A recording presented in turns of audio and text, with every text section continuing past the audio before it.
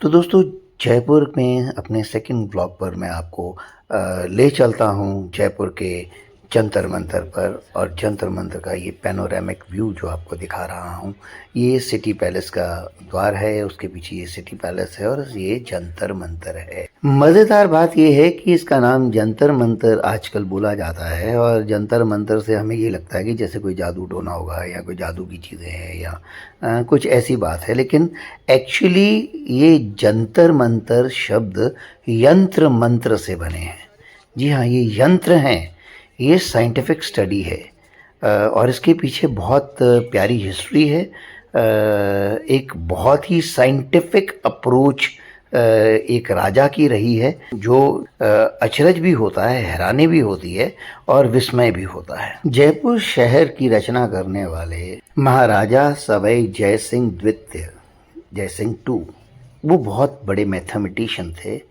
Astronomy में बहुत interest था और एस्ट्रोलॉजी में भी। इसमें कोई शक नहीं कि एस्ट्रोनॉमी और एस्ट्रोलॉजी उन दिनों में एक जैसे ही गिने जाते थे। और वो मैथमेटिशियन बहुत अच्छे थे। तो क्योंकि मैथमेटिकली प्लानिटरी मूवमेंट को उन्होंने गॉज करना था, तो उसके लिए उन्होंने ऑब्जर्वेटरीज़ बनाई हैं और 5 ऑब्जर्वेटरीज़ बनाई हैं। सबसे बड़ी इसमें कोई शक नहीं कि जयपुर की है, लेकिन सबसे पहली जो है वो दिल्ली की है। इसके बारे में भी एक किस्सा जो वहाँ सुनाया जाता है अक्सर, उसमें एक बड़ी मज़ेदार बात सुनाई गई है जो मैं आपसे शेयर करता हूँ। पर हाँ, विजुअल्स में जो यंत्रों के नाम और ये जो उसकी डिस्क्रिप्शंस है, उनकी भी मैंने वीडियोस बनाई हैं, वो आप देखते रहिए और आप उसे चेक भी कर सकते हैं। इसके बारे में बाद में बात करता हूँ, पर पहले जो मज़ेदार किस्से हैं उस पर बात कर ली जाए। सबसे पहला जो जंतर मंतर बना था वो दिल्ली में बना था और सबसे बड़ा जो बना है वो जयपुर में बना है। कहा ये जाता है, लेजेंड ये है कि जो मोहम्मद शाह मुग़ल एम्परर थे, उनके घर में बीमारियों की प्रॉब्लम आ रही थी और जितना ज्योतिष जो था वो काम नहीं कर रहा था। एस्ट्रोनॉमी एस्ट्रोलॉजी जो है वो कोई हेल्प नहीं कर पा रही थी और उन्होंने जय सिंह की महाराजा जय सिंह द्वितीय की मदद ली और उन्होंने वो सारी प्लानिटरी मूवमेंट्स को एक्यूरेटली स्टडी करने के लिए दिल्ली में जंतर मंत्र 1724 में शुरू किया। और 1728 में जो बहुत बड़ा बना है, जो सबसे बड़ा है, पांचों ऑब्जर्वेटरीज में से जो सबसे बड़ी ऑब्जर्वेटरी है वो उन्होंने जयपुर में बनाई, जो 1735 ईस्वी में पूरी हुई। ये जो ऑब्जर्वेटरी है, this is world heritage, UNESCO की तरफ से रिकॉग्नाइज की हुई है। ये 2010 में इसलिए भी क्या मानी गई है कि इसके जो साइंटिफिक विंग है और स्टडीज़ है, जो कैलकुलेशंस हैं, वो आज भी करेक्ट हैं।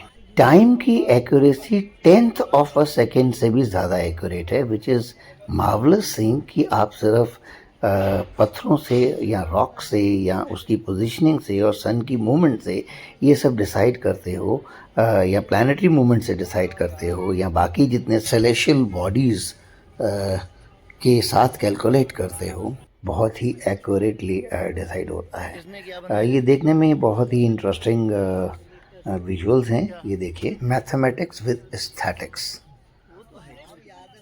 और यहाँ से जो विजुअल नाहरगढ़ फोर्ट का दिखता है, ये देखिए, ये कितना खूबसूरत है।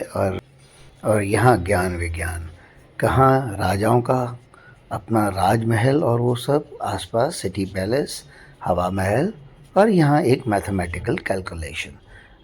कितनी बेहतरीन बात है ना।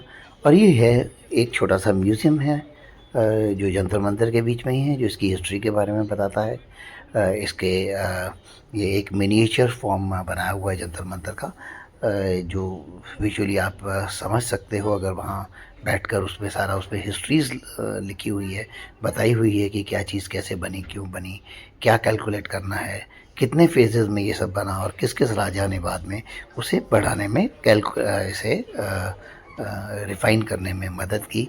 वो सारी की सारी म्यूज़ियम में हिस्ट्री है। और ये सारी इंस्ट्रूमेंट्स हैं वो सारे जो यूज़ किए जाते हैं ये सब कैलकुलेट करने के लिए, और कितना एक्यूरेटली ये सब चीज़ें हो जाती हैं, ये सारा यहाँ पर इस म्यूज़ियम में समझाया गया है, दिखाया गया है। और इसके साथ हमें एक मूवी भी दिखाते हैं वहाँ पर, जो बेसिकली इसकी हिस्ट्री की है, लेकिन हमें स्पेसिफिकली वार्न कर दिया गया था कि देखिए जब हम जो भी मूवी है उसे आपने शूट नहीं करना है। सो हमने वो मूवी शूट नहीं की थी। हाँ, ऑफ कोर्स म्यूज़ियम ये अलाउड था, तो ये हमने शूट किया और इसमें वो सारा समझने की भी कोशिश की कि जो है। और ये देखिए, ये हम सब बैठे हैं आप मूवी देखने के लिए, और यहाँ पर हमने सारी वो मूवी देखी जो इसकी सारी हिस्ट्री के बारे में, जो चीज़ें जो मैंने आपको नरेट की हैं वो सब तकरीबन इसी से हमें जानकारी, काफ़ी जानकारी वहाँ से मिली थी। और ये देखिए, अब हम ये बाहर आ गए हैं। ये बहुत बड़ी ऑब्जर्वेटरी है। ये सबसे बड़ा जो यहाँ से हाइपोटेन्यूज के जो साइंटिफिक कैलकुलेशंस हैं वो यहाँ पर होती हैं। ये टाइम का बहुत ज़बरदस्त कैलकुलेशन यहाँ से होता है। और भी इतने यंत्र हैं जिसके बारे में आपको मैंने विजुअल्स दिखाए भी हैं, जो राइटअप्स भी लिखे हुए थे, दिखाए थे। ये सब बहुत खूबसूरत हैं, रोचक हैं, इन्फॉर्मेटिव हैं। और विज्ञान, इंस्ट्रूमेंट्स ऑफ एस्ट्रोनॉमी, तारों से तारों को समझना और ज्योग्राफी भी समझना। इनके मैं आपको विजुअल्स दिखा देता हूँ, इनके नाम दिखा देता हूँ। और ये एक्चुअली जाकर बैठकर वहाँ पर 2-3 घंटे, 3-4 घंटे लगाकर इन लोगों से समझने की ज़रूरत है। ये सब एक्सप्लेन करते हैं कि कैसे जो सन की मूवमेंट, मून की मूवमेंट या बाकी प्लैनेट की मूवमेंट है, उनको कैसे कैलकुलेट किया जाता है। कॉर्नर पे देखिए हमारे पास 35 एंड 36 एंड 37 पे है।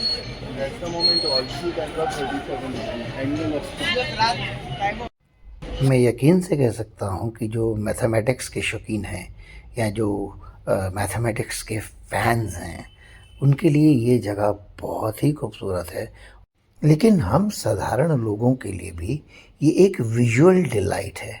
जी हाँ, आप बहुत ही हैरान हो जाते हो जब आप देखते हो कि उस समय एक राजा या उसका स्टाफ इतना कॉम्पिटेंट था, इतना गहन अध्ययन करता था कि जो कैलकुलस की कैलकुलेशंस हैं, जो ट्रिग्नोमेट्री की कैलकुलेशंस हैं, जो मैथ्स के किसी भी रूप में उसे देखा जाए, या एस्ट्रोनॉमी की तो सारी कैलकुलेशंस जो हैं, वो कैसे इसे एक बिल्डिंग की तरह दिखाया जा सकता है, वो एक चीज़ मैन्युफैक्चर करके लोगों के लिए एक पब्लिक स्टडी सेंटर बनाया जा सकता है कि जहाँ अगर आप समझना चाहें या कुछ सीखना चाहें, तो एक ये ऑब्जर्वेटरी है उन लोगों के लिए जो उस समय भी मैथमेटिक्स में, एस्ट्रोनॉमी में और शायद एस्ट्रोलॉजी में भी, जो एस्ट्रोनॉमी और एस्ट्रोलॉजी को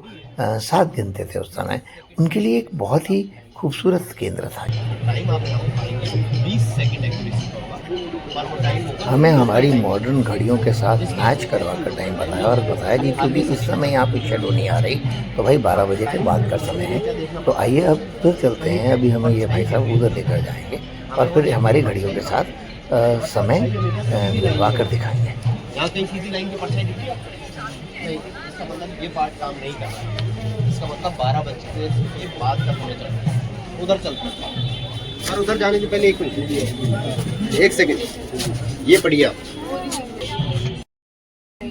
और यहाँ पर उन्होंने हमारी घड़ियों से मिलाकर दिखाया है कि it is accurate to a second. और आज जो डिफरेंस है 24 मिनट हमने वहाँ याद करा, डिफरेंस दोनों टाइम के बीच का डिफरेंस क्या है, ये 24 है। तो जो यहाँ समय आप देखेंगे उसमें 24 समय को ऐड करना पड़ेगा। तो ये जंतर मंतर का है कमाल। तो यहाँ से चलते हैं अब साथ ही city palace. City palace Jaipur बहुत ही भव्य है, बहुत ही खूबसूरत है और बहुत ही खुला है। आई मीन पूरा पैलेसों की तरह है। यहाँ पर बहुत शूट होती हैं, बहुत फिल्में बनी हैं, इसीलिए क्योंकि ये बहुत खूबसूरत है।